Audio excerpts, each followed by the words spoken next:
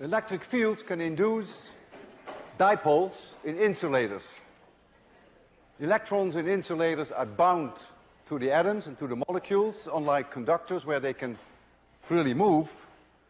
And when I apply an external field, for instance a field in this direction, then even though the molecules or the atoms may be completely spherical, they will become a little bit elongated in the sense that the electrons will spend a little bit more time there than they used to, and so this part becomes negatively charged and this part becomes positively charged, and that creates a dipole. I discussed that with you already during the first lecture, because there's something quite remarkable about this, that if you have an insulator, notice the pluses and the minuses indicate neutral atoms, and if now I apply an electric field which comes down from the top, then you see a slight shift of the electrons. They spend a little bit more time up than down, and what you see now is you see a layer of negative charge being created at the top and a layer of positive charge being created at the bottom. That's the result of induction. We call that also sometimes polarization. You're polarizing in a way the electric charge. Substances that do this, we call them dielectrics, and today we will talk quite a bit about dielectrics. The first part of my lecture is on the web. If you go to 802 web, you will see there a document which describes in great detail what I'm going to tell you right now. Suppose we have a plane capacitor, two planes which I charge with certain potential, and I have on here, say, a charge plus sigma, and here I have a charge minus sigma.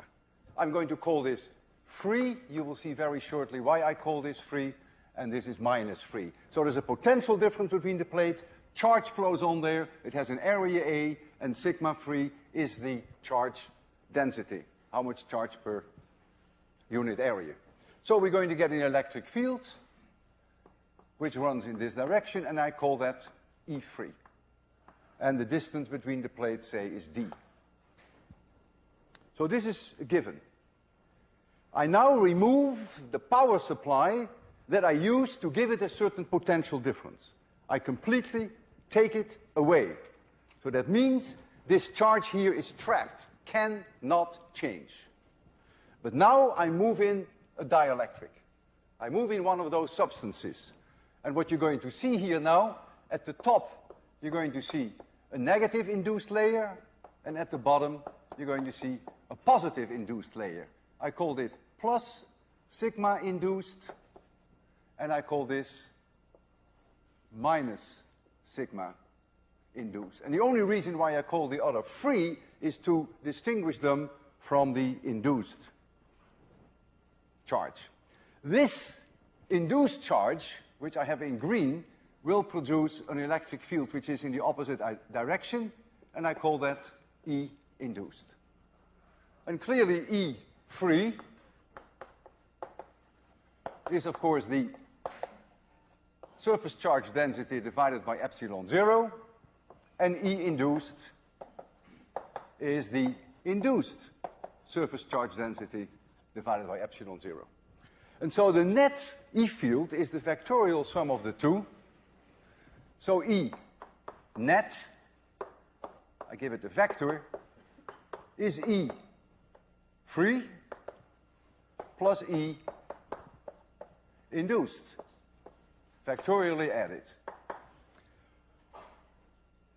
Since I'm interested, I know the direction already, since I'm interested in magnitudes, therefore the strength of the net E field is going to be the strength of the E field created by the so-called free charge minus the strength of the E field created by the induced charge. Minus because this E vector is down and this one is in the up direction. And so if I now make the assumption that a certain fraction of the free charge is induced, so I make the assumption that sigma induced is some fraction B times sigma free. I just write now an I for induced and an F for free. B is smaller than 1. If B were 0.1, it means that sigma induced would be 10% of sigma free. That's the meaning of B. So clearly, if this is the case, then also E of I must also be B times E of F. You can tell immediately they're connected. And so now I can write down, for E net, I can also write down E free times 1 minus B. And that 1 minus B now, we call 1 over kappa. I call it 1 over kappa. Our book calls it 1 over K. But I'm so used to kappa that I decided to still hold on to kappa. And that K, or that kappa, whichever you want to call it, is called the dielectric constant. It's a dimensionless number. And so I can write down now, in general, that E, and I drop the word net now. From now on, whenever I write E, throughout this lecture, it's always the net electric field. It takes both into account. So you can write down now that E equals the free electric field divided by kappa, because 1 minus B is 1 over kappa. And so you see in this experiment that I did in my head, first bringing charge on the plate, certain potential difference, removing the power supply, shoving in the dielectric, that the E field will go down by a factor kappa. Kappa for glass is about 5. That would be a major reduction. I will show you that later. If the electric field goes down in this particular experiment, it is clear that the potential difference between the plates will also go down, because the potential difference between the plates V is always the electric field between the plates times D. And so if this one goes down by a factor of kappa, if I just shove in the dielectric, not changing D, then of course the potential between the plates is also going down. None of this is so intuitive, but I will demonstrate that later. The question now arises, does Gauss' law still hold? And the answer is yes, of course. Gauss' law will still hold. Gauss' law tells me that the closed loop, closed surface I should say, not closed loop, the closed surface integral of E dot dA is 1 over epsilon times the sum of all the charges inside my box. All the charges, the net charges, that must take into account both the induced charge as well as the free charge. And so let me write down here net to remind you that. But Q net is of course Q free plus Q induced. And I want to remind you that this is minus and this was plus. The free charge, positive there, is plus, and at that same plate, if you have your Gaussian surface at the top, you have the negative charge, Q induced. And so therefore, Gauss' law simply means that you have to take both into account. And so therefore, you can write down 1 over epsilon 0 times the sum of Q free, but now you have to make sure that you take the induced charge into account, and therefore you divide the whole thing by kappa. Then you have automatically taken the induced charge into account. So you can amend Gauss' law very easily by this factor of kappa. The dielectric constant is dimensionless, as I mentioned already. It is 1 in vacuum by definition. 1 atmosphere gases typically have dielectric constants just a hair larger than 1. We will most of the time assume that it is 1. Plastic has a dielectric constant of 3, and glass, which is an extremely good insulator, has a dielectric constant of 5.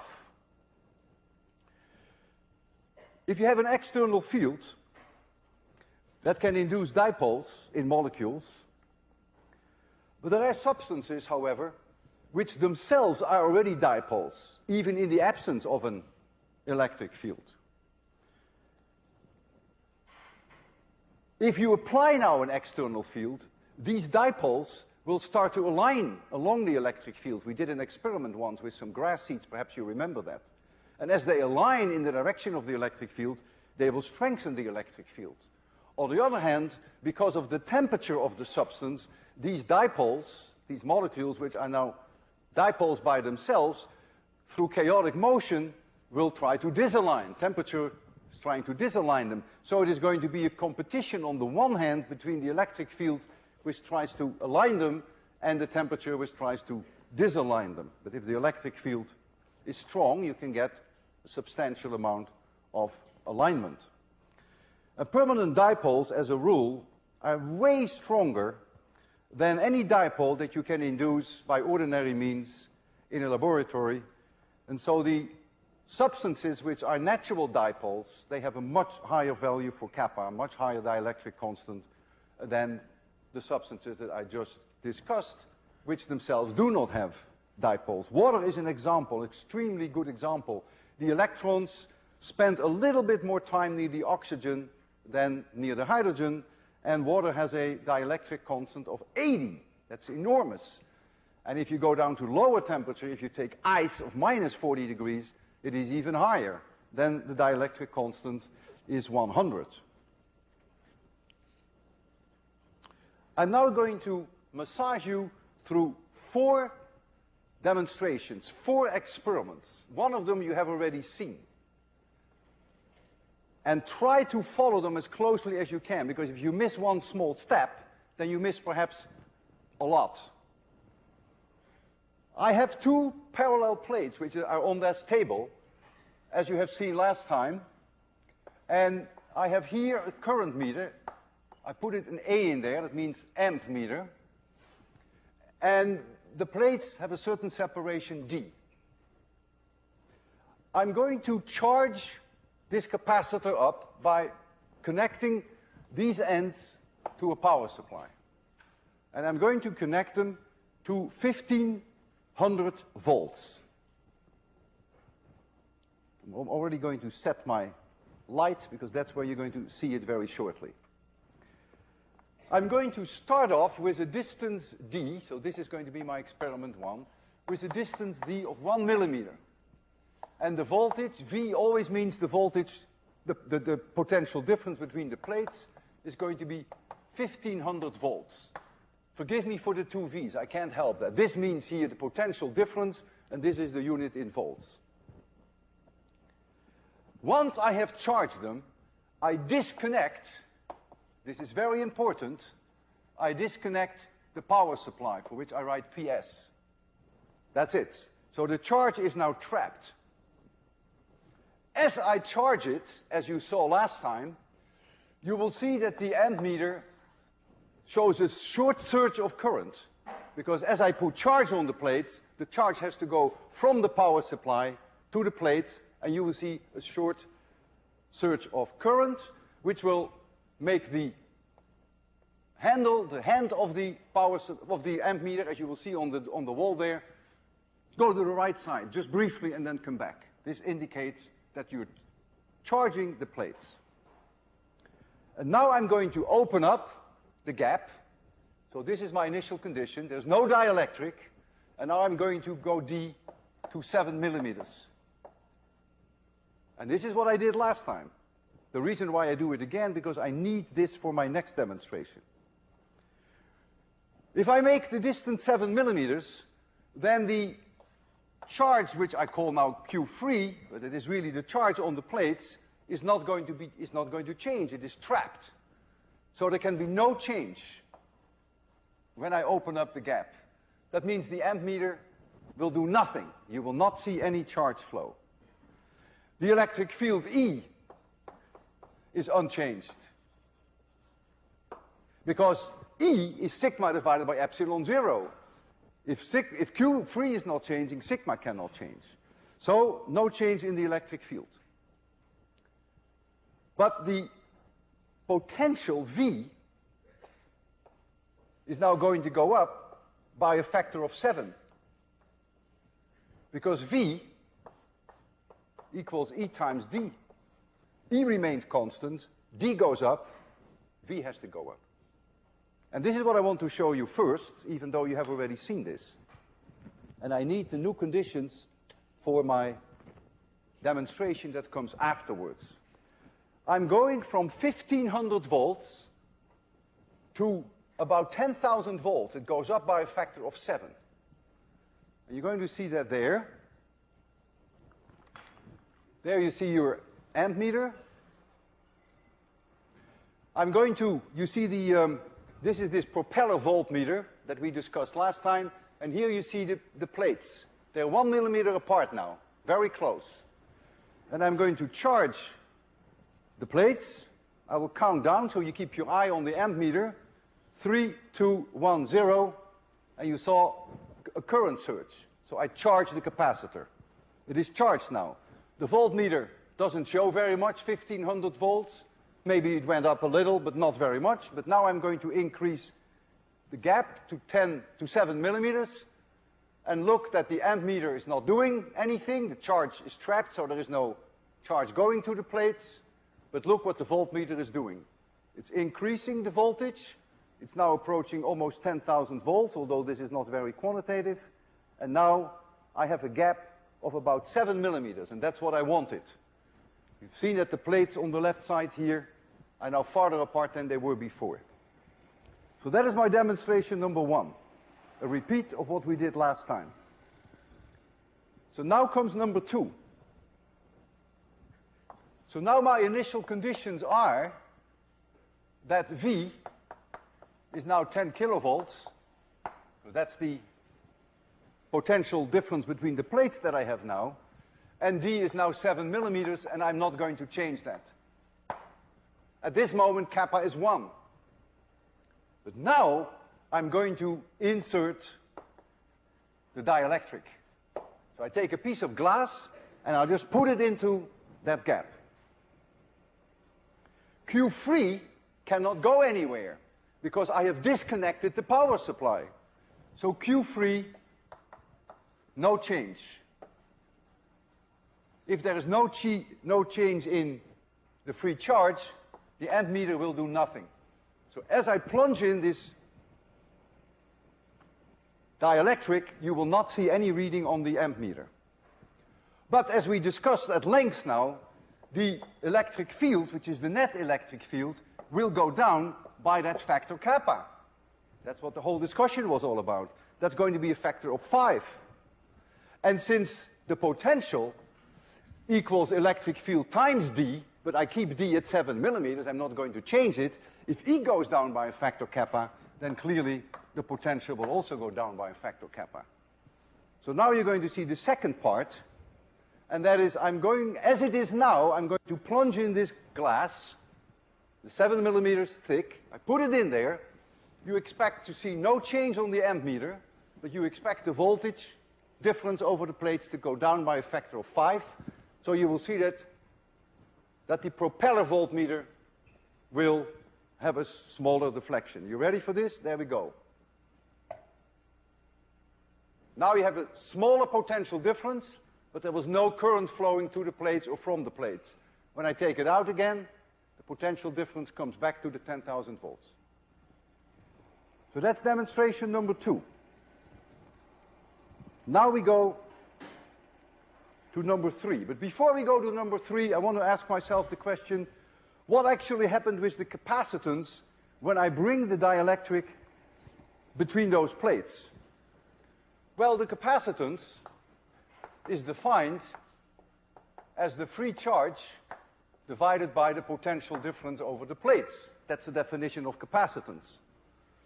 And since in this experiment, as you have seen, the voltage went down by a factor of kappa, the capacitance goes up by a factor of kappa because Q3 was not changing. And so, since the capacitance, as we derived this last time for plain plate capacitors, I still remember it was the area times epsilon 0 divided by the separation D, since we now know that with the glass in place, that the capacitance is higher by a factor of kappa, this is now the amendment we have to make to calculate capacitance. We simply have to multiply now by the dielectric constant of the thin layer that separates the two conductors. This is the layer that has thickness d that is in between the two plates. In our case, I brought in glass. I could write down a few equations now that you can always hold on to in your life, and you can also use them in the two demonstrations that follow. And one is that E, which is always the net E, when I write E, it's always the net one, equals sigma free divided by epsilon 0 times kappa. There comes that kappa that we discussed today. Let's call that equation number 1. The second one is that the potential difference over the plates is always the electric field between the plates times d, because the integral of E dot dl over a certain pass is the potential difference. That's not going to change. And then the third one that may come in handy is the one that I have already there. C equals Q free divided by the potential difference, which in terms of the plate area is A times epsilon 0 divided by d times kappa. Let's call this equation number 3. Now comes my third experiment. In the third demonstration, I am not going to disconnect my power supply. So now, number 3, I start out with 1500 volts, just like we did with number 1, but the power supply will stay in there throughout, never take it off. We start with D equals 1 millimeter, just like we did in experiment 1. No glass. I'm going to charge it up, just like I did with number 1, and of course I will see that the ammeter will show this charge. See a surge of current. Now I'm going to increase D to 7 millimeters. Now something very different will happen from what we saw in the first experiment. The reason is that the potential difference is going to be fixed, because the power supply is not disconnected. The power supply stays in place. Look now at equation number 2.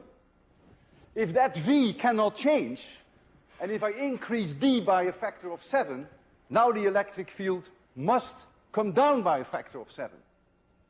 And so now the electric field will come down by that factor of 7, because I go from 1 millimeter to 7 millimeters. So now the electric field changes, because D goes up.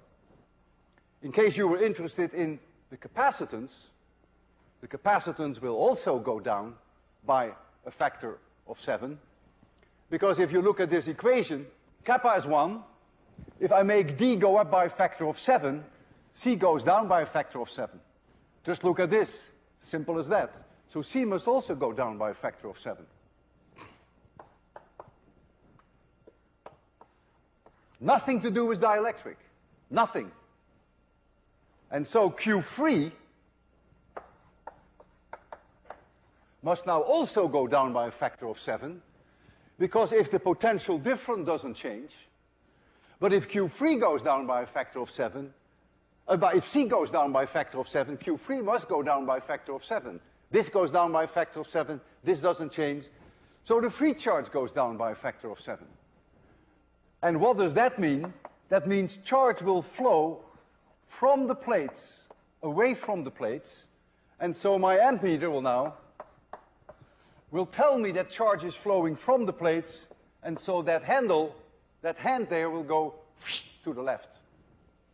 And so as I open up, depending upon how fast I can do that, charge will flow from the plates in the other direction. The charge will flow off the plates, and that current meter will show you every time that I open it a little bit, it will go to this direction. So let's do that first. No dielectric involved. Simply keeping the power supply connected. So I have to go back first to 1 millimeter, which is what I'm doing now. I have here this thin sheet to make sure that I don't short them out. It's about 1 millimeter. And I am going to now connect the 1500 volts and keep it on. And as I charge it, you will see the current meter a surge to the right, right? That always means we charge the plates. So there we go. Did you see it? I didn't see it because I had to concentrate. Did it go like this? Good. So now it's charged. We don't take this connection off. It's connected with the power supply all the time. And now I'm going to open up. And as I'm going to open up, the potential remains the same. So this voltmeter doesn't give a damn. It will stay exactly where it is because 1500 volts remains 1500 volts. But now, as we open up, we're going to take charge off the plates, and so this I expect to go to the left. Every time that I give it a little jerk, I do it now, it went to the left. I do it now again, I go to 2 millimeter, go to 3 millimeter, go to 4 millimeter, make it 5 millimeter, 5 millimeters, 6 millimeter, and I finally end up at 7 millimeters. And every time that I made it larger, you saw the hand go to the left. Every time I took some charge off. So that is demonstration number 3. Why did I go to 7 millimeters? You've guessed it. Now I want to plunge in the dielectric. So my experiment number 4, I start with 1500 volts. I start with D equals 7 millimeters. And I'm not going to change that. There's no dielectric in place, but now I put the dielectric in. So kappa goes in. What now is going to happen? Well, for sure, V is unchanged because it's connected with the power supply. So that cannot change. What happens with Q3? Look at this equation. When I put in the dielectric, I know that the capacitance goes up by a factor of kappa. C will go up by a factor of kappa. If C goes up with a factor of kappa, and if V is not changing, then Q3 must go up by a factor of kappa. Follows immediately from equation 3. So this must go up by a factor of kappa. What does that mean? That charge will flow to the plates. I increase the charge on the plates, and so my ammeter will tell me that. And so my ammeter will say, aha, I have to put charge on the plates, and so my ammeter will now do this. And that's what I want to show you. The remarkable thing now is that the electric field E, the net electric field E, will not change. And you may say, but you put in a dielectric. Yeah, I put in a dielectric, but I kept the potential difference constant, and I kept the D constant. And since V is always E times D, if I keep this at 1500 volts, and I keep the 7 millimeters, then the net electric field cannot change. It's exactly what it was before. That is the reason why Q3 has to change. Think about that. Because you do introduce induced charges on the dielectric. And you have to compensate for that to keep the E field constant. And the only way that nature can compensate for that is to increase the charge on the plates, the free charge. And so that's what I want to show you now, which is the last part. So I'm going now to put in the dielectric. And what you will see then is that current will flow onto the plates. So the propeller will do nothing. Will sit there, and you will see this one go clunk when I bring in the glass. And then it goes back, of course. There's only a little charge that comes off, and then it will go back. So as I plunge it in, you will see charge flowing onto the plates. There we go. You ready for it? 3, 2, 1, 0. And you saw charge flowing onto the plates. When I remove the glass, Of course, then the charge goes off the plates again. You see that now. I've shown you 4 demonstrations. None of this is intuitive. Not for you and not for me. Whenever I do these things, I have to very carefully sit down and think what actually is changing and what is not changing. I have no gut feeling for that. There is not something in me that says, oh yes, of course that's going to happen. Not at all. And I don't expect that from you either.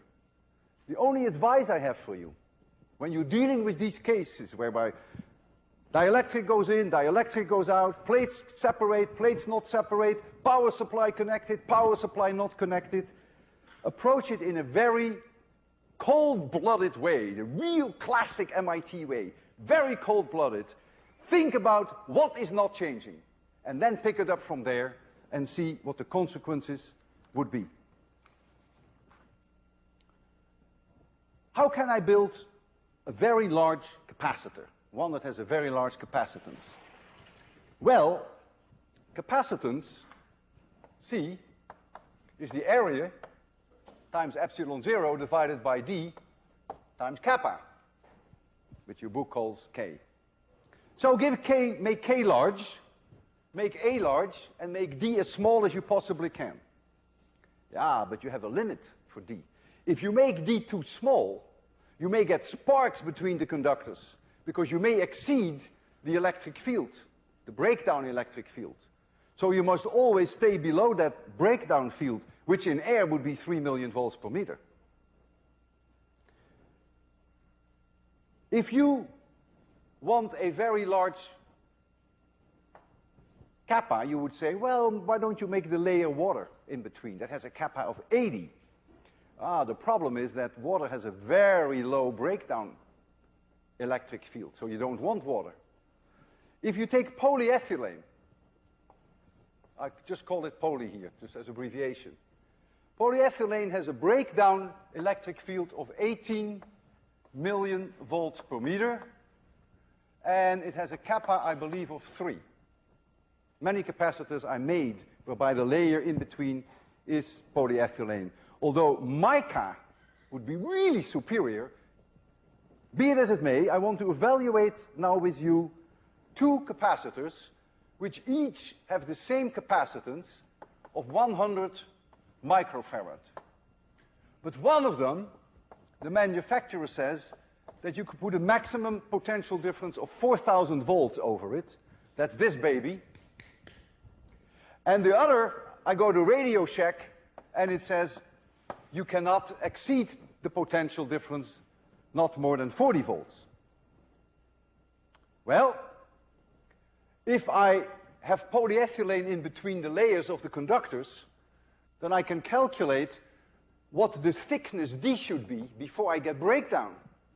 That's very easy, because V equals ED, and so I put in here 18 million volts per meter, and I go to 4,000 volts, and then I see what I am with D. And it turns out that the minimum value for D, you cannot go any thinner, is then 220 microns, and so for this one, it is only 2.2 microns. You can make it much thinner, because the potential difference is 100 times lower. So you can make the layer 100 times thinner before you get electric breakdown.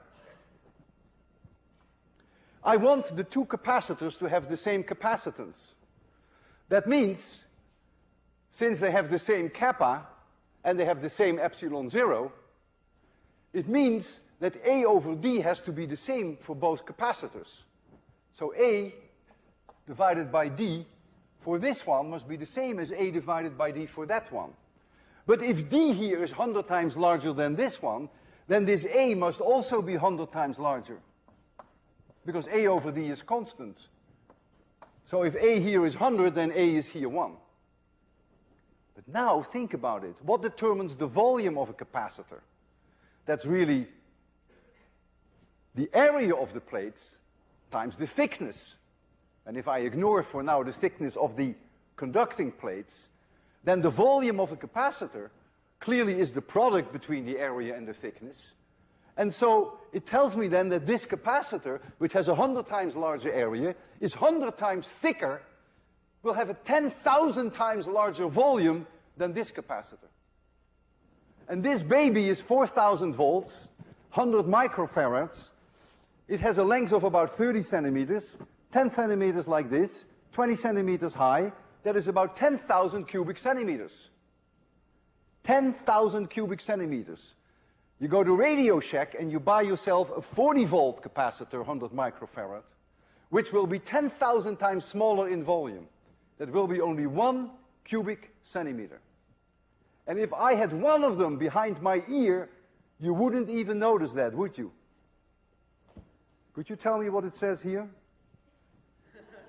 100 microfarad, how many volts? 40. 40 volts.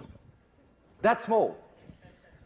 Compared to this one, which can handle 4,000 volts, but the capacitance is the same. So you see now the connection with area and with thickness, by no means trivial. All this has been very rough on you. I realize that. It takes time to digest it, and you have to go over your notes. And therefore, for the remaining time, we have quite some time left, I will try to entertain you with something which is a little bit easier, a little nicer to digest. Professor Mussenbroek in the Netherlands invented, yeah, you can say he invented the capacitor. It was an accidental discovery.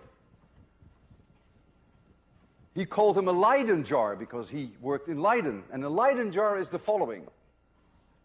This is a glass bottle. So all this is glass. That's an insulator. And he has outside the insulator, he has two conducting plates. So that's a beaker outside. And there's a beaker inside conducting. That's a capacitor, although he didn't call it a capacitor. And so he charged these up, and so you can have plus charge here and minus Q on the inside. And he did experiments with that. The energy stored in a capacitor, we discussed that last time, equals 1/2 times the free charge times the potential difference. If you prefer 1/2 CV squared, that's the same thing. I have no problem with that, because this C is Q free divided by V, so it's the same thing. What I'm going to do, I'm going to put a certain potential difference over a Leyden jar. I will show you the Leyden jar that we have. You see there. And once I have put on some potential difference, put on some charge on the outer surface and on the inner surface, you can see the outer surface there. The inner one is harder to see, but I'll show that later to you. So here you see the glass, and here you see the outer conductor. And there's an inner one too, which you can't see very well. Once I have done that, I will disassemble it. So I first charge it up, so there is energy in there, this much energy. And then I will take the glass out. I will put the outside conductor here, the inside conductor here. I will discharge them completely. I will hold them in my hand, I will touch them with my face, I will lick them, I will do anything to get all the charge off. And then I will reassemble them. Well, if I get all the charge off, all this Q free goes away, there's no longer any potential difference. When I reassemble that baby, then clearly there couldn't be any energy left. And the best way to demonstrate that then to you is to take these prongs, which I have here, conducting prongs, and see whether I can still draw a spark by connecting the inner part with the outer part. And you would not expect to see anything. So it is something that is not going to be too exciting. But let's do it anyhow. So here is this Leyden jar, and I'm turning the Wimhurst to charge it up. I'm going to remove this connection, remove this connection, take this out, Come on.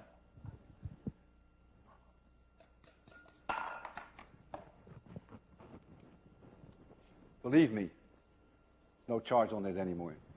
This one, it's all gone. Believe me.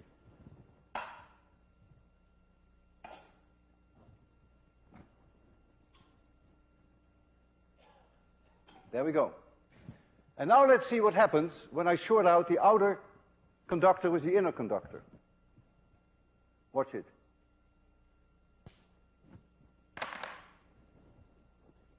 That is amazing.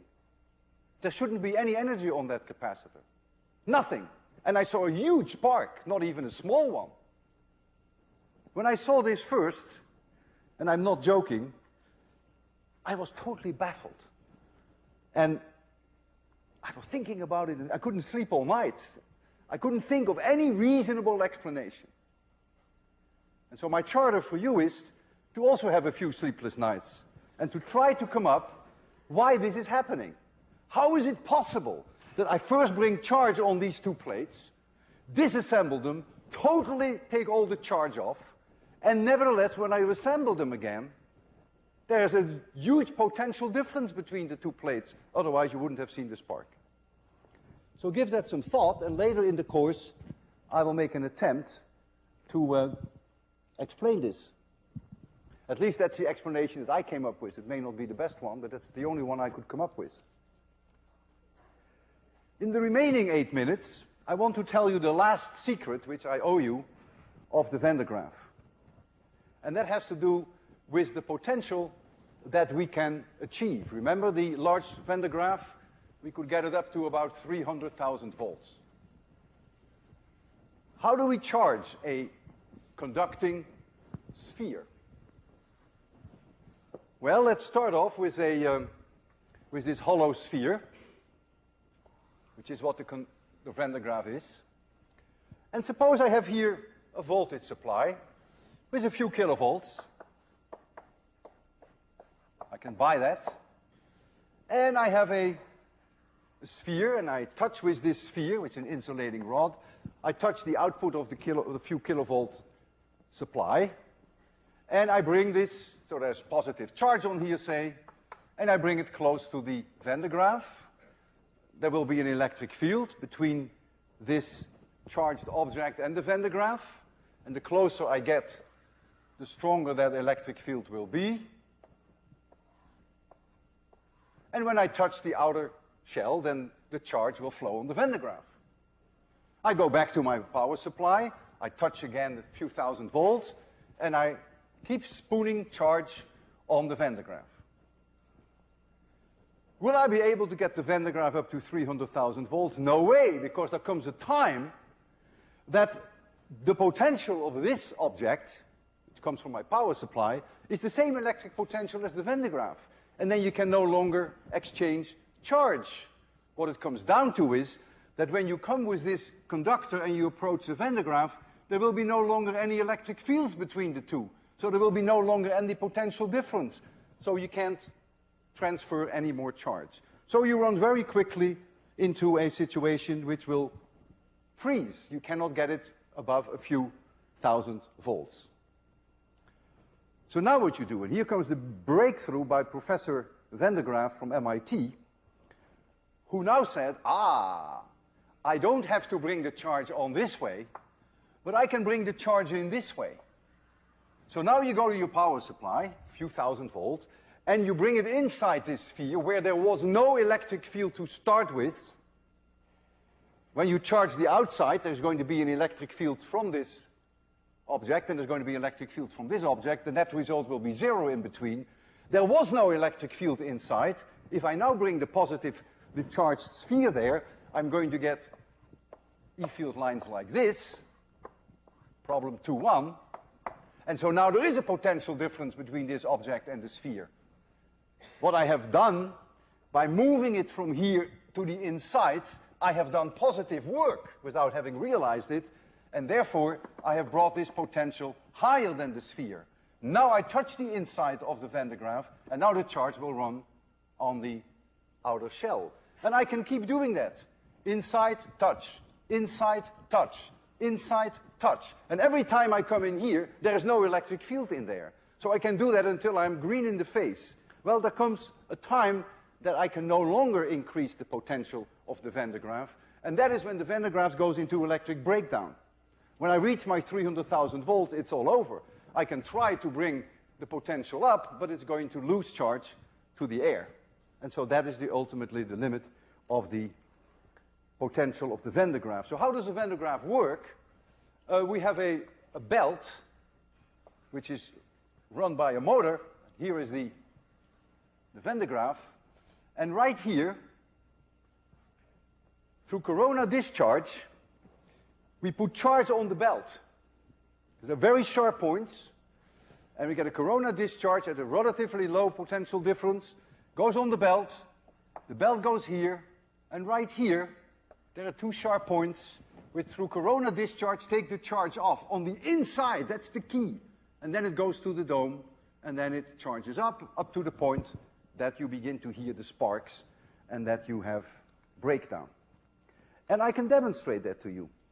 I built my own Van de Graaff, and the Van de Graaff that I built to you is this paint can. I'm going to charge that paint can by touching it repeatedly with a conductor, and the conductor has it's going to be, I'm going to touch the conductor with a few thousand volt power supply every time. This is the power supply. Turning it on now. And you're going to see the potential of the Van de Graaff there. That is a very crude measure for the potential on the Van de Graaff, but very crudely, when it reads a 1, I have about 10,000 volts. This is the probe that I'm using for that. A 2 reads 20,000 volts. My power supply is only a few thousand volts. But that's not very good. Well, I will first start charging it on the outside to demonstrate to you that I very quickly run into the wall that I just described. That if they have the same potential, then I can no longer transfer charge. But then I'm going to change my tactics, and then I go inside.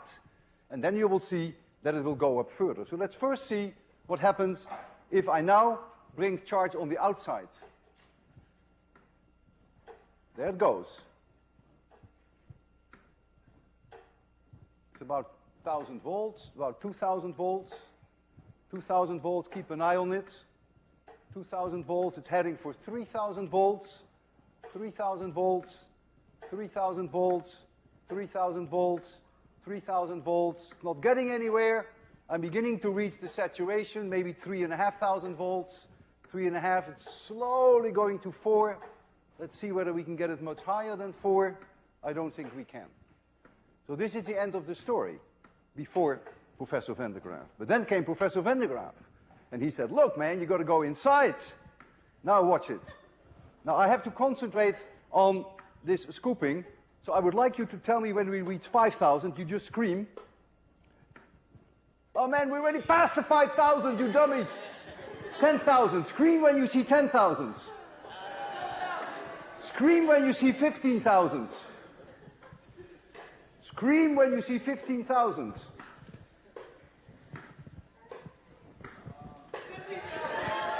Very good. Keep an eye on it. Tell me when you see 20,000.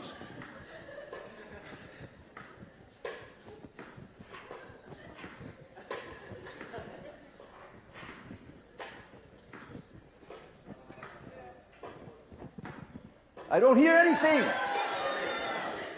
Now I want you to tell me every 1,000, because I think we're going to run into the wall very quickly. 21? I want to hear 22. Oh,